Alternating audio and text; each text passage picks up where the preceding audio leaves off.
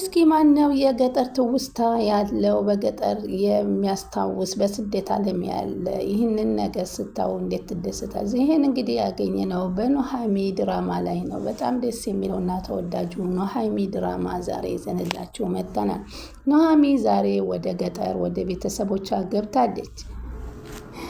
እንግዲህ ታንጉቴ ወደ ገጠር ስትገባ እህቷ እልል እያለች እናኔ የመጣችልን ታንጉቴ እያለች ነበረ በባህል በወጉ የሮጠችው። እናትም እልልታቸውን አቅልጠው ልጃቸውን አቅፈው ታንጉቴን ሳሙ። ናፍቀሺ ነበር የኔ ልጅ እንኳን መጣሽልኝ፣ እኔም ንፍቅ ብለሺ ነበር በማለት የሰላምታቸውን ተለዋወጡ። እንዴት ናችሁ? እንዴት አስችሎሽ እስከ ዛሬ ቀረሽ ልጄ እያሉ ግቡ ግቡ ቤት ለእንግዳ እየተባለ እንደ ባህሉ እንደ ወጉ ቤታቸው ገቡና ከዛ እንግዲህ እግራቸውን ውሃ ተሙቆ ይታጠብ የሚባለውን ባህል ሲባሉ ኧረ አንታጠብም ሲሉ እንግዲህ ታጠቡ እንጂ ካልታጠባችሁ ሻይልም የሀገራችን ሰው አለቻቸው። አሁን እንግዲህ አምራን እየደወለች እባክህ አንድ ልነግርህ የፈለኩት ነገር፣ አንቺ እኮ የሴትዮዋን ባለቤት አማትሽን እንደ ልጅሽን እንዳስወገደችብሽ አደረግሽ፣ ከዚህ በላይ በምን ትጠርጥሪሽ ስትላት አንተ የተረገምሽ አለች። ከእንግዲህ ናሆምም ተከትሏቸው ሁላቸውም አብራቸው ገብተዋል።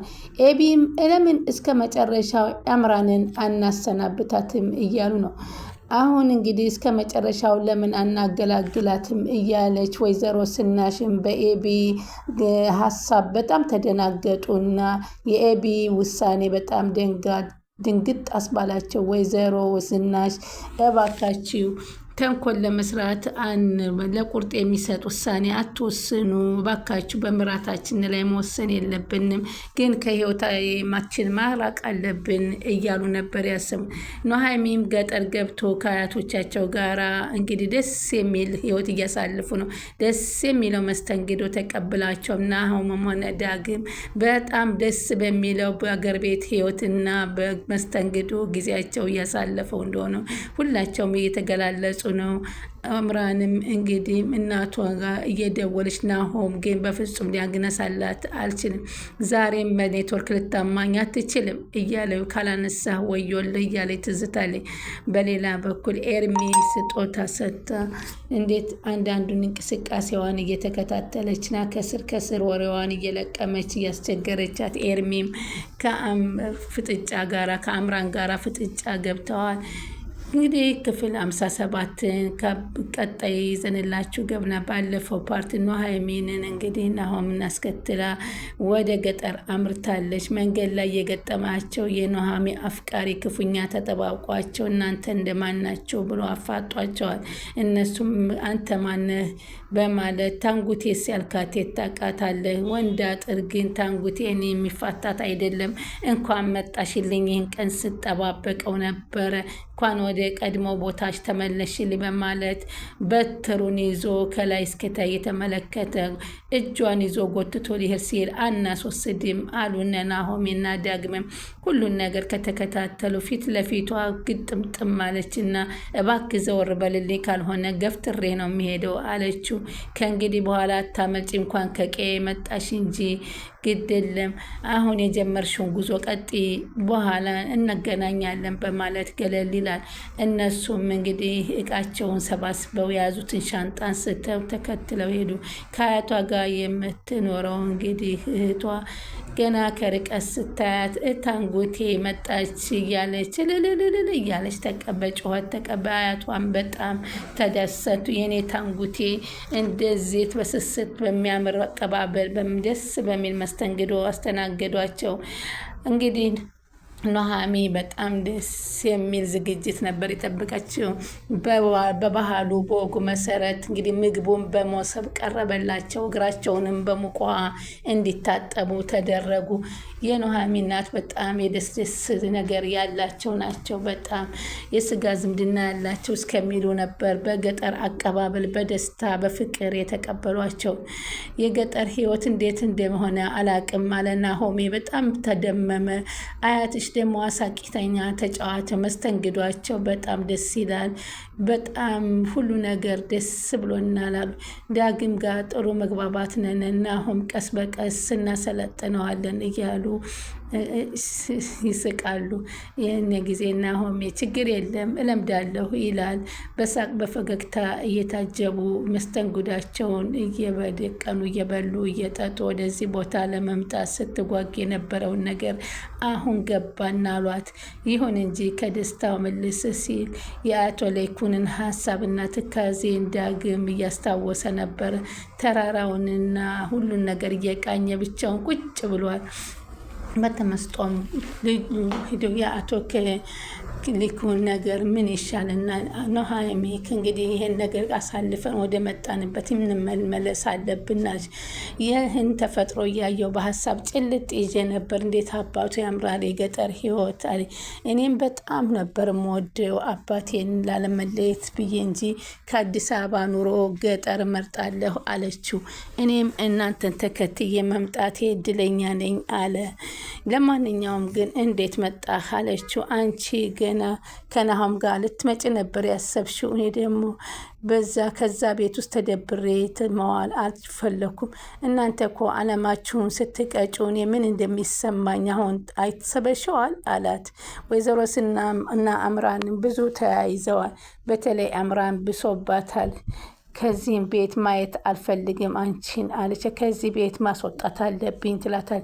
ከእናቷ ጋር እየተመካከረች ቤቲም አንቺ የነፍሷ ገዳይ አድርጋ እንዴት እዚህ ቤት እንድትኖር ትፈቅድላታለች? እንደምንም ብለን እዚህ ቤት ማባረር አለብን እያለች እናቷን ወይዘሮ ዝናሽን እየመከረች ነው። ወይዘሮ ዝና እሷን አባረን የማይሆን ነገር ነው፣ ናሆም ሲመጣ ትልቅ ችግር ውስጥ እንገባለን አሉ። ወይዘሮ ዝናሽ አምራን ጋራ እኔን በቡና ገደሽ ልጄን አልሽ እንጂ ከዛ በፊት ነው ልጅሽን ያስወገድሽው አለቻት። አምራን በጣም ደነገጠ። ምክንያቱም ኤርሚያስ ልጇን የሚታወቅ ነገር ነው። ነገር ግን በሐሰት ወይዘሮ ዝናሽን ከሳት። ለይኩንም ቢሆን ልጇን የገደለች የኔ ሚስት ናት ብሎ ያምናል። በዚህ ምክንያት እንግዲህ በሐሰት የተከሰሱት ወይዘሮ ዝናሽ ከልጄም ሆነ ከባለቤቴ አጣላሽኝ በማለት ከምራታቸው ጋር ጭቅጭቁን ቀጥለውበታል። አምራንና ወይዘሮ ዝናሽ ቀን በቀን ጸባቸው እየከረረ ነው የሚሄደው። አሁን ግን አካሄዷን በመቀየር ወይዘሮ ዝናሽን በጸባይ ለመቅረብ እየሞከረች ነው። አንዳች ተንኮል አስበሽ ነው እንጂ አንቺ ልትቀየሪ አትችይም እያሉ በማለት ያስቡን ለአምራን ነገረቻት። ናሆም እስኪመጣ ድረስ ከዛ ቤት ሰራተኛ ሆና መቆየት እንዳለባት ቤቱን አንድ ባንድ እንድታጸዳ ቆንጆ አድርጋ እንድታጸዳ ታዘዘች። ሞሊያዎቹን ሁሉ ተሰጠች። እንግዲህ አለች የኔ ቆንጆ ሰራተኛ እባክሽ ከሽንት ቤት ጀምረሽ እስኪ አጽጂው አለቻት።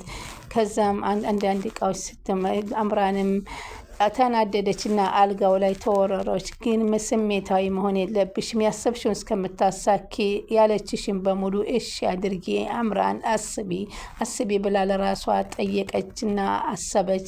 በሰራተኝነት መቆየት እንደምትፈልግም ከራሷ ጋር መግታ ተመካከረች። ከዚህ በኋላም ከዚህ ቤት ውስጥ ሆና ስልክ ትሞክራለች። ናሆም ግን ገጠር ከገባ ጀምሮ ስልክ እያነሳላት አይደለም። አሁንስ ኔትወርክ እያልክ ብታማኝ አልሰማህም አለችው።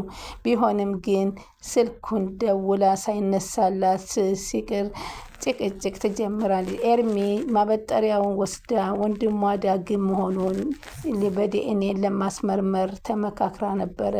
አሁንስ የት ሄደ? የዳግም ይሁን የማን ይሁን አላቅም። ከማበጠሪያው ጸጉሩን ወሰድኩት። ላውቀው የሚችለው ዳግም ምን ጊዜም ጸጉሩ የሚያበጥረው ውጭ ነው። ናሆም ግን ከዚህ ቤት ነው የሚያበጥረው። ስለዚህ በዚህ ላቅ እችላለሁ ብላ ራሷን ተነጋገረች። ከዛ ኢምራን ከግድግዳ ተለጥፋ ታዳመጣት ነበር።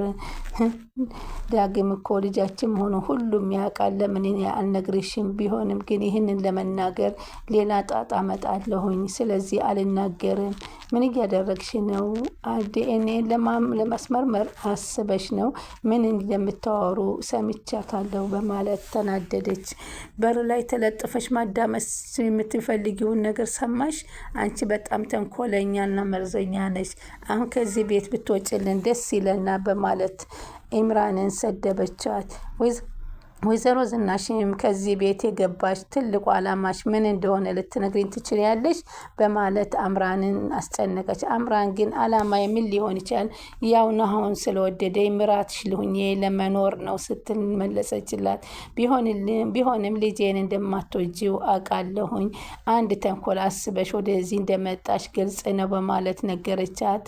ቢናም ላይኮን የተበሳቆለበትን ግልብሳቱ ምንድን ነው አለመፈለጉን፣ ምንድን ነው እዚህ ቤት ምን አዲስ ሚስጥር አለ? ለምንድን ነው አባዬ ምግብ የማይመገበው? ሰውነቱም እኮ እየከሳ እየጠቆረ ነው ስትል ለእናቷ ትናገራለች። እናቷ ምንም አይደለም ልጄ ነገሮችን ለመሸፋፈን እየሞከረች ነው። ቢቢ ለመሞክሯ በአምራን ምክንያት ልጄን ስገደለች ስላለች ተናዶ የሆነ በሚል ስሜት የሆነ እንጂ ከዳግም ጋር የተያያዘ ነገር የተጠረጠረ አንዳችም ነገር የለም። የመፍትሄ ሀሳብ ብላ ያቀረበችውን አባዬ ሰውነቱን ሲያበሳቁል ከማይ ለምን ይችን ኢምራንን ከዚህ ቤት አናባረርም ብለው ወይዘሮ ዝናሽ ደግሞ ተይ ተረጋጊ፣ ለምን ሰላማችንን እንመልስ እባክሽ እያሉ አይዞሽ ተረጋጊ በመረጋጋት እየሞከሩ ነው።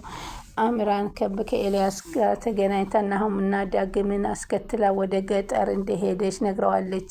ይህን ሲሰማ ኤርሚ በጣም ተናዷል። ኑሃሚ የኔዋ ኑሃሚ እንዴት ልትሄድ ትችላለህ? ምንስ ምን ልታደርግ ሄደች? በማለት ገጠር የሆነ ፕሮጀክት እንደጀመሩና ያንን የአቶ ለይኩን እንደሆነ ፕሮጀክቱን ለማስፈጸም ደግሞ የግድ መረዳዳት ስላለባቸው ሶስቱም እንደሄዱ ሲነግረው በጣም ተናደደ።